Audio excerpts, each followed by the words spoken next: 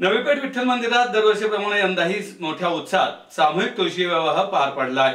नवी पेठ विठ्ठल मंदिर मराठा मंडळ ट्रस्टच्या वतीने या सामूहिक तुळशी विवाह सोहळ्याचं आयोजन करण्यात आलं होतं। यासाठी परिसरातील महिलांनी आपापल्या अंगणातील तुळस विठ्ठल मंदिरात आणली आणि विठ्ठल रुक्मिणीच्या साक्षीने हा विवाह सोहळा उत्साहात पार पडला। तुळशी विवाह हा विष्णूचा तुळशीशी विवाह लावण्याचा पूजोत्सव आहे। कार्तिक शुद्ध एकादशीपासून ते कार्तिक पौर्णिमेपर्यंत तुळशी विवाह करण्याचा प्रघात आहे। कार्तिक शुक्ल एकादशी ते पौर्णिमा असे 5 दिवस ही दिवाळी असते। कार्तिक शुद्ध एकादशी म्हणजे प्रबोधिनी एकादशी होय।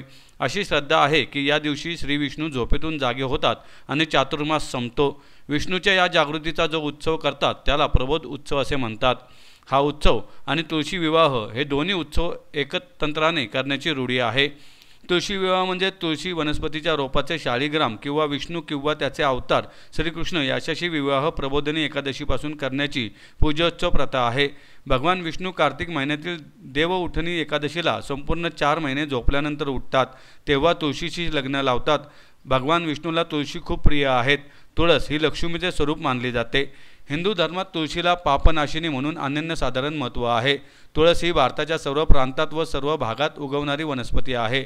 बहुतेक हिंदू कुटुंबाच्या घरामागे अंगणात तुळशी वृंदावन असते। विष्णूचा तुळशीशी विवाह लावण्याचा पूजोत्सव कार्तिक द्वादशीपासून पौर्णिमेपर्यंत एखाद्या दिवशी संध्याकाळी करतात, पण मुख्यत्वे द्वादशीला करतात। तुळशी विवाह हे एक व्रत मानले गेले आहे। हे व्रत केल्याने कर्त्याला कन्यादानाचे फल मिळते असे मानले जाते।